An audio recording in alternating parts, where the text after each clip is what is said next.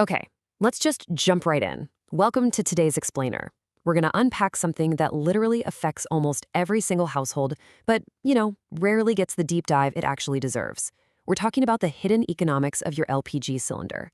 If you've been feeling the pinch in your monthly budget lately, yeah, you're definitely not alone. Today, we're looking at the true cost of domestic cooking gas. We'll break down the numbers, look at the global events shaping them, and trust me on this, there is a whole lot more going on beneath the surface than what you just see printed on your receipt. So let's start with a number that's probably on your mind right now. 29 rupees. That's the recent price hike for domestic LPG cylinders that just hit the market. Now, sure, 29 rupees might seem like a kind of small number in total isolation, but hey, when we're diligently managing a household budget, literally every single rupee counts, right? It's an immediate frustration. It's this noticeable little extra cost just for making dinner. And frankly, it's the spark that makes us stop and ask, wait, why is this actually happening? Section 1. The consumer reality, and a city-by-city breakdown. Before we zoom out, let's see exactly what this means for your local wallet.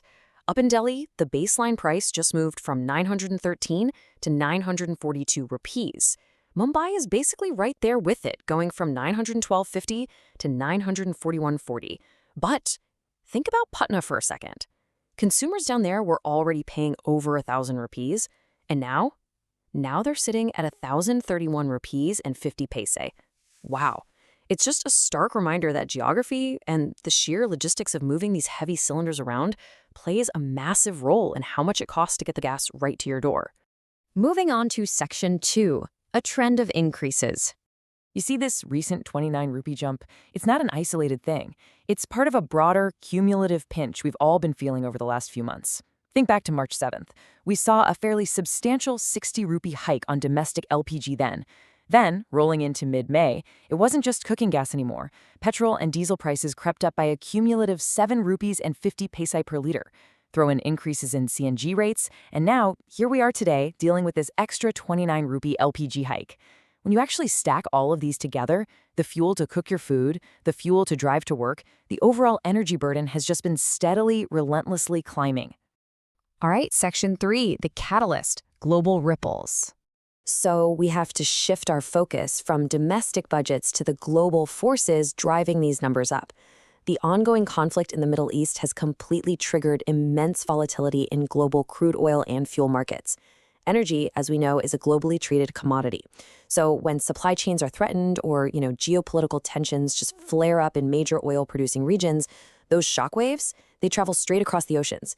Any disruption through critical shipping lanes causes global prices to just spike, and ultimately, those massive international ripples land directly in Indian kitchens as much higher import costs.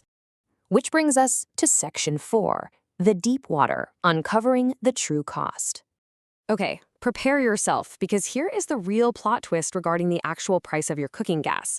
While the consumer price in Delhi sits at 942 rupees, the actual cost to procure, process, and supply that exact same 14.2 kilogram cylinder in today's crazy global market, it's estimated to be between 1,600 and 1,700 rupees. Seriously, that is nearly double.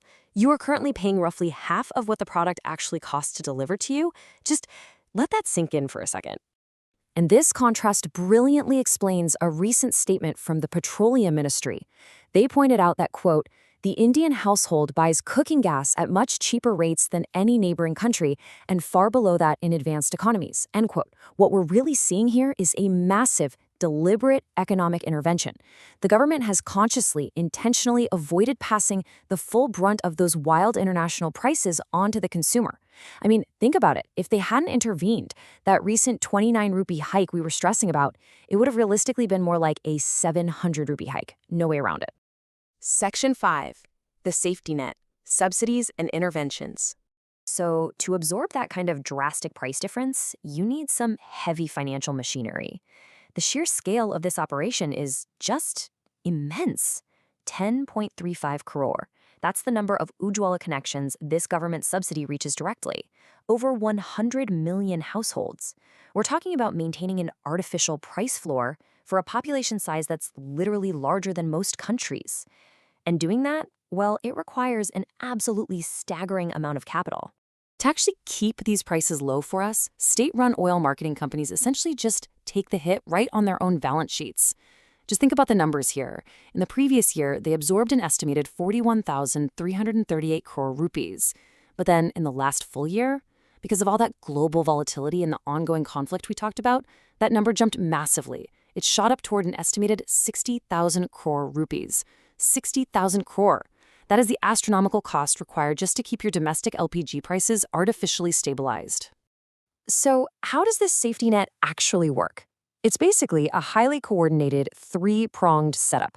First, the government steps in and strictly mandates that we avoid passing those crazy high international prices down to households. Second, the state-owned fuel retailers, the oil marketing companies, they step up and absorb those massive upfront losses. They take the hit to protect consumers from the market shocks. And finally, third, to stop those companies from just totally collapsing under all that weight, the Union Cabinet steps in to keep them afloat. In fact, they recently approved 30,000 crore rupees in direct compensation. It's this complex, massive financial shield acting as a buffer between your kitchen stove and a highly turbulent global oil market. Which brings us to a really critical underlying question to end on today. As these global markets remain stubbornly volatile, with conflicts still totally unresolved and international supply chains under immense pressure, how long can this shield realistically last? Is a 60,000 crore rupee subsidy actually sustainable year after year? Or are consumers eventually going to have to face the true unshielded cost of their energy? It's definitely something to think about the next time you turn on your stove. Anyway, thank you so much for joining me on this explainer. I really hope this gave you a clearer picture of the hidden economics at play. Until next time, keep learning and keep looking at the numbers behind the news.